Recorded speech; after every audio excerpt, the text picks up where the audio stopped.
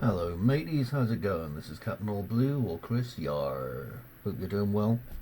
Okay, so bit of a step away now from making a game end to end. We did the maze in Learn at Home 2. So in 3 we're going to do a bit of asset creation, okay? Because an asset's what you need when you're making your own games. If you remember when we made the maze, okay, it was all pre-made stuff. So we had the wall, we had that box, all that kind of thing. But what if you want something that's actually not there in the list of standard things? Sure, you can buy them, but you're looking at expense. So we're going to find a way of doing it slightly more cheaply. Well, a lot more cheaply, you know? Anyway, it's very easy. Just take your time. There's a good series that I did on the very basics of using 3D Studio Max, but I'm pretty much going to be doing the basics now anyway. So here we are. This is 3D Studio Max, and what I'm wanting to create is something like this that I just found on Shutterstock. Okay, this kind of diesel tank, because I need it for my own project. Now, what I'm going to do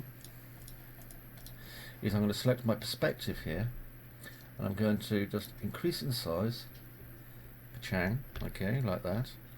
And I want to get a scale for size.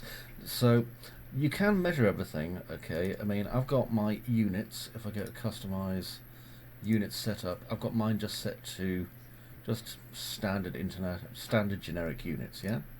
So that means that when I'm creating something, it just gives me some numbers for height, width, length.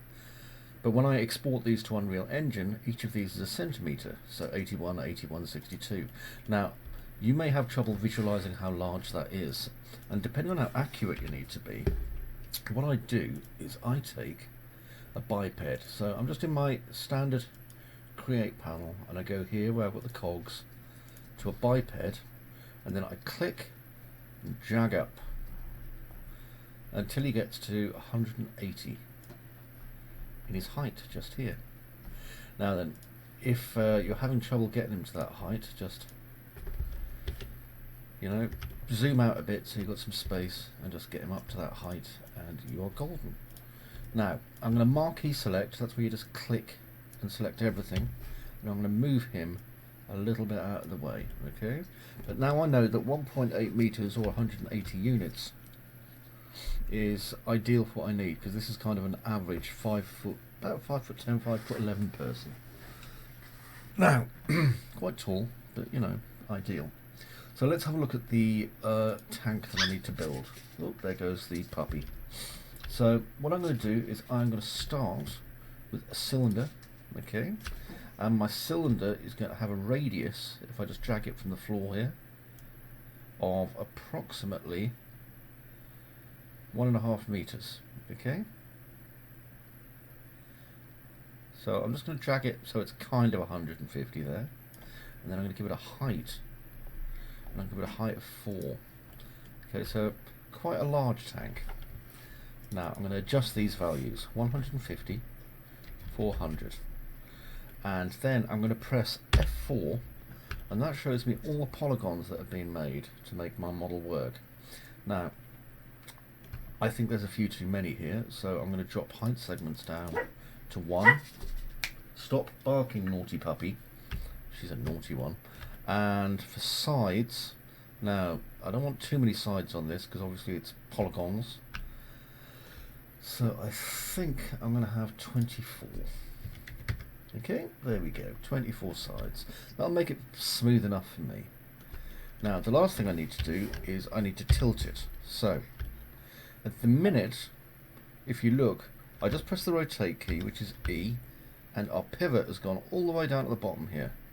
So I'm going to just go to my effect pivot only, center to pivot, effect pivot only off. If you didn't see what I did because it was quite fast, I went over here to my hierarchies, effect pivot only, center to object, and then I turned effect pivot only off. Okay? Now another thing I'm going to do is I'm going to activate my angle snap toggle, so I can either click here or press A, and I'm going to rotate it 90 degrees. Okay, and now I can kind of see that really is a bit too large in my opinion, this diesel tank. So what I can do is I can adjust its radius. Sorry, I mean its there we go. Its radius down to maybe 100.